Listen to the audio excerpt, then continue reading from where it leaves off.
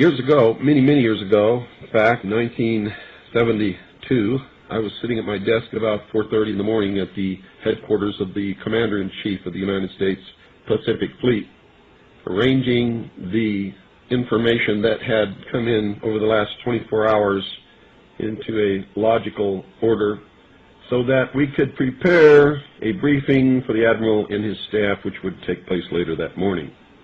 Among the papers I found on my desk was a document entitled Operation Majority, and it was not the entire paperwork involving this operation, but was merely a synopsis of the operation and projects contained under it. One of these projects was called Project Red Light. The purpose, according to this document, was to back-engineer captured extraterrestrial technology for adaptation into the United States space program. Now, I have since come to believe that the extraterrestrial portion of all of this is nonsense, but that the technology is real. I believe that many of us were shown these documents over the years so that later we would talk about it. I mean, how can you keep the existence of extraterrestrials, if they were real, a secret? And how could anyone keep quiet knowing that they had seen documentation, official government documents labeled top secret, that expressed that these extraterrestrials were real and had visited this Earth? I wanted to know just how true all of this was, and I began a program of research to find out if extraterrestrials were real. The first thing I did was collect every bit of documentation that I could find, both from the Freedom of Information Act, from the research of others, from books that had been printed on the subject of UFOs, and of course through my network of friends in the intelligence community. What I discovered was amazing. What I discovered, ladies and gentlemen, is that there has been a plan in existence since about 1917, and probably before that, to create an artificial extraterrestrial threat to this Earth in order to create a one-world totalitarian socialist government. One of the first documents that I found in my search was this one, the Imperial Japanese Mission 1917, a record of the reception throughout the United States of the special mission headed by Viscount Ishii. And when the Imperial Japanese Mission was in New York City, they had a dinner, and some pretty famous people spoke at this dinner.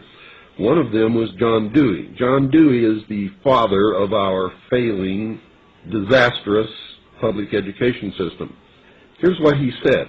Listen very carefully. John Dewey, professor of philosophy in Columbia University, who was the next speaker, was listened to with great intentness. He said, quote, "Someone remarked that the best way to unite all the nations on this globe would be an attack from some other planet. In the face of such an alien enemy, people would respond with a sense of their unity of interest and purpose." Unquote. Now, bear in mind, folks, that's 1917.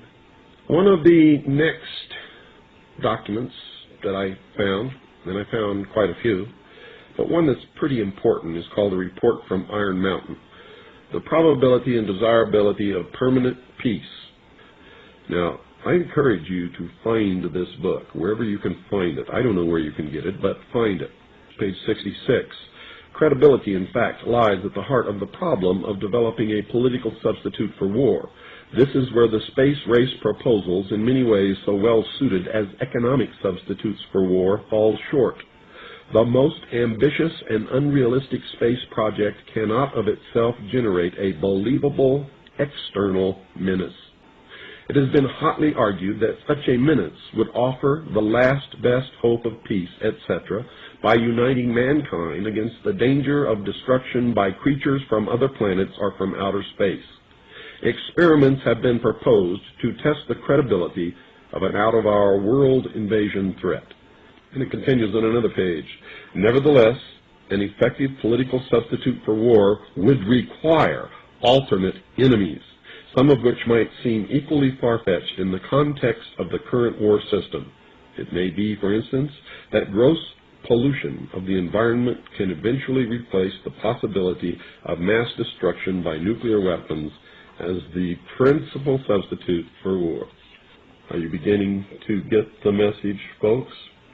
Poisoning of the air and of the principal sources of food and water supply is already well advanced, and at first glance would seem promising in this respect. It constitutes a threat that can be dealt with only through social organization and political power. But from present indications, it will be a generation to a generation and a half before environmental pollution, however severe, will be sufficiently menacing on a global scale to offer a possible basis for a solution.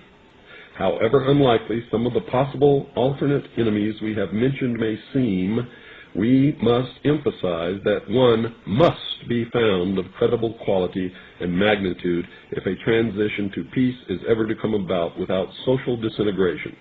It is more probable, in our judgment, that such a threat will have to be invented rather than developed from unknown conditions. Ladies and gentlemen, they have created so many alternate enemies in order to bring about their one-world totalitarian socialist state that we don't know which enemy to believe is real or is false, or whether to just toss them all out on their ears. And I think that that is probably going to be the best solution. Disarmament is no accident. All of these bills in Congress to take away our weapons is no accident. The intentional environmental pollution of our lakes, rivers, streams, oceans, forests, everything is no accident, as you just heard. These things were planned many, many years ago. All the bombardment of the public with movies about flying saucers in the 50s, right after the United Nations Treaty was signed and the UN Participation Act was pushed through Congress, and all of the incidents since that have convinced the majority of the American people that flying saucers are real and extraterrestrials exist, and that flying saucers are from an extraterrestrial origin.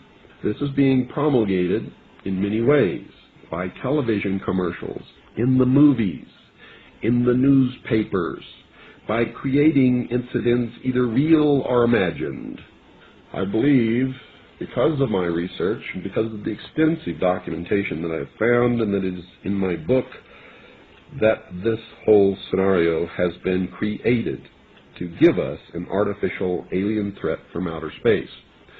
During the Reagan administration, he made 6 speeches, specifically talked about a threat from outer space by some other species from some other planet. 6, ladies and gentlemen. Why would the president repeat the same thing 6 times, tagged on to the ends of speeches by him? The speechwriters did not put that in the speech. Ronald Reagan added it himself. Perhaps we need some outside universal threat. I occasionally think how quickly our differences worldwide would vanish if we were facing an alien threat from outside this world. This was a powerful suggestion to implant into the minds of the people of the world that there really is a threat from some other species, from some other planet to this earth. Now, you people out there have been ignoring the UFO phenomenon for too long. It has all the earmarks of the most successful, most sophisticated mind control operation in the history of the world, and you are ignoring it. What better way to implement a plan to bring about a one-world government than to create the possibility in the minds of the people of the world that we are being threatened from some other species, from some other planet, and do it in a way that if anybody questions it or challenged it or wants to talk about it publicly, that they are ridiculed. And the ultimate goal is to make the earth look very small, to present the people of the world with an external threat to this earth, a superior race from some other planet, vastly superior to us in intellect, philosophy, and technology, in order to cause the dissolution of nation-states, the dissolution of all existing religions, and the formation of the world totalitarian socialist government